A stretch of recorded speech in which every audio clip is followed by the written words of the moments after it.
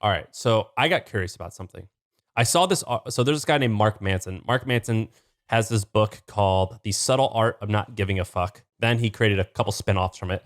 So I'll tell you a funny story. So this book was the best-selling book of 2020, I believe, or 19, either 19 or 20. I forget the exact year. And it, or maybe even prior, but before that actually. But it sold like many, many millions of copies of books. I actually had dinner at a conference with Tucker, who we were just talking about, and Mark Manson sat next to me. And I was talking to him, and I was like, "So, what do your parents think about your job?" And he goes, "Well, they kind of make fun of me and ask when I'm going to get a real job.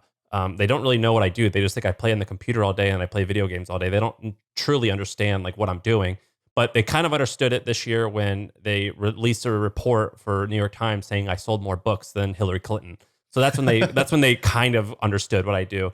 And so that's a funny story about Mark. But I looked up. I was curious about something about him, and I Googled. And the first article came out that he had a condo in New York City that he recently sold for $14 million. And I got curious about that because I think that book. I was like, books can't make that much money, can they?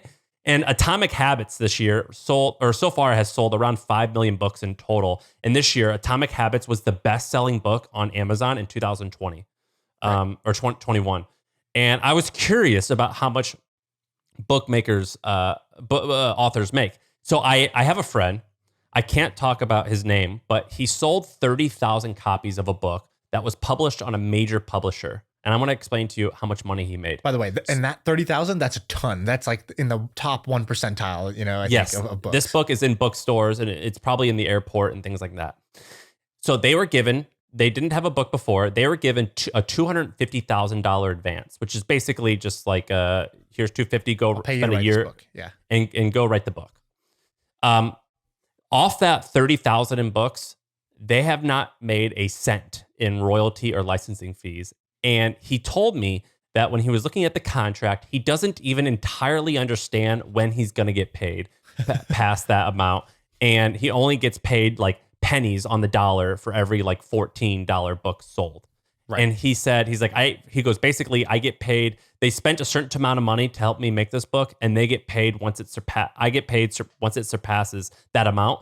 But I can't even understand in the paperwork how much they spent, like including everyone's salaries on doing this and publishing and things like that.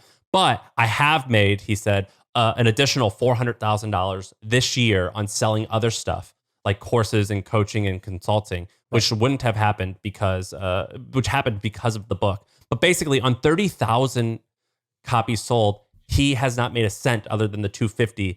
And he told me that his editor wasn't that good, that he had to spend a little bit of money getting his own editor, and that their marketing people weren't that great. And I found it to be very interesting. And so I looked up Dan Blazarian. Dan Blazarian, you know who he is, the Instagram guy. He self-published his book. And so Dan Blazarian's book, it costs $35, and he has a Shopify store that sells it. You can't buy it on Amazon. And it works for Dan Blazarian because he just posts a link on Instagram and he goes viral. But David Goggins did it as well. And so anyway, this whole publishing kind of thing got me interested because these people do not, I guess Mark Manson, he must have crushed it somehow. But for someone who sells 30,000 books, they don't make shit off their books. And I found it to be incredibly fascinating. I guess if you're like Ryan Holiday, I heard that he does good, but a lot of people, they just don't get paid. Well, I think it's two things. It's if you take an advance, and it's your first book, the economics gonna be super skewed against you. If you have multiple hits like a Ryan Holiday, then by the time you negotiate your third book deal, you're gonna have much better economics in the thing. Tim Ferriss probably made more off his last book than he did off the first book, which is the bestseller. And then the last thing is self-publishing, changing the game in a way. So, let's say a book sells for $13.99 or whatever, $14. I think it's gonna be like probably $7-8 of just the cost of the book plus shipping to get it to a customer. And, so you're left with $4 or $5 at the end to play with. Now, whether that goes all in your pocket or your publisher's pocket, I think that depends on how you negotiate. But even if you just take $4 per copy, 5 million copies sold for Atomic Habits, I would believe that he's grossed, 20 million, 30 million in sales, gross profit off that. Now, I don't know what his deal was. I don't know if he's self-published or what. Well, 5 million books times $14 is 70 million. So the revenue on that, I would bet, is in the 50 to 100 million range. Yeah. that huge ballpark. But I don't know what a guy like him would make. But I bet you he could get paid like many thousands an hour to come and talk. I mean, I bet you it would cost him $50,000 to show up at a boardroom in New York to give a discussion to get me Yeah, to like talk. I just got paid $8,000 to do a Zoom call for 1 hour.